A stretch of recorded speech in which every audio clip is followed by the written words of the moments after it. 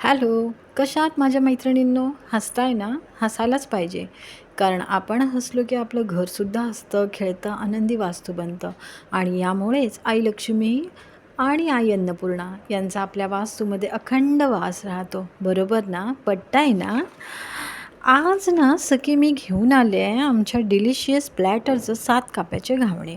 हा तळकोकणात सणासुदीला म्हणजे बनवला जातोच हा पदार्थ आणि खास करून ना गणेश चतुर्थी असते ना, त्या 11 दिवसात तर गोड पदार्थ म्हणून हा एकदा तरी बनणारच. प्रत्येकाच्या घरात बनणार म्हणजे बनणार. आणि त्यानंतर म्हणजे मे महिना किंवा मग दिवाळी आहे तेव्हा मुंबईकर येतात ना गावाला, त्यावेळीसुद्धा हा पदार्थ खास करून बनवला जातोच. आणि मला सांगा ना, तुम्ही कधी बनवला आहे का हा पदार्थ? नक्की कळवा हां. आणि काय आहे, हा पदार्थ बनवायला थोडासा तामझाम आहे. कारण खोबऱ्याचं सारण बनवायचं आहे आपल्याला त्यासाठी आणि ते परफेक्ट झालं पाहिजे हां. जर पातळ वगैरे राहिलं ना, तर घावणे व्यवस्थित उठतच नाहीत. तर मग खोबऱ्याचं सारण बनवताना आपल्याला 1 कप जर खोबरं घेतलं, तर 1 कप गूळ घ्यायचं आणि त्याच्यामध्ये तुम्हाला आवडत असेल तर 2 टेबलस्पून सुकामेवा क्रश करून आणि 1 टीस्पून वेलची आणि थोडंसं 1 चिमूटभर जायफळची पूड आणि असेल तुमच्याकडे तर म्हणजे कंपल्सरी नाही आहे, 10-12 केशरच्या कांडी घालायच्या. त्याने एक छान अरोमा येतो त्या मिश्रणाला. आणि हे सगळं साहित्य एका जाड बुडाच्या पातेल्यात थोडंसं तूप घ्यायचं म्हणजे 1 टीस्पून वगैरे एवढं तूप बस झालं त्याच्यासाठी. आणि छान ते त्याच्यातलं पाणी आटेपर्यंत आहे ना व्यवस्थित ते छानसं मिश्रण तयार करून घ्यायचं.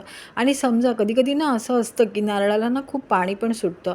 असं जर होत असेल ना की पाणी भरपूर सुटत असेल ना, तर यावेळी तुम्ही काय करा की त्याच्यामध्ये 1 टीस्पून दुधाची पावडर तरी टाका आणि ती नसेल ना, तर मग 1 टीस्पून तुम्ही तांदळाचं पीठ जे असतं ना, ते सुद्धा वापरू शकता आणि त्याच्यामुळे ना ते मिश्रण छान मिळून येतं. छान गोळा वगैरे होतो, मस्त होतं एकदम.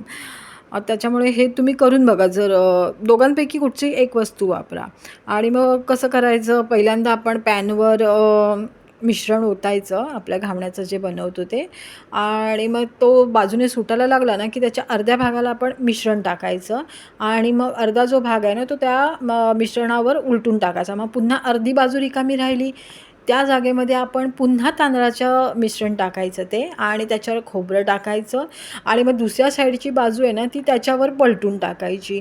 मग तिसऱ्या वेळी दुसऱ्या बाजूला जिथे रिकामी असेल ना, तिथे पुन्हा तो घावण्याचं पीठ टाकायचं, त्याच्यावर ते सारण आणि मग ते शिजल्यावर पुन्हा पलटी मारायची. असं तुम्ही 5-6 वेळा केल्यावर आहे ना, हा असा आपला चांगला कप्प्या-कप्प्यांचा घावणा तयार होतो. थोडासा वेळ जातो, पण आहे ना, तो जो भाजतो ना आणि ते गूळ आतल्यात जे शिजतं ना त्या घावण्यामुळे, त्यामुळे त्या घावण्याला ना म्हणजे काय सांगू, अप्रतिम टेस्ट असते, अप्रतिम.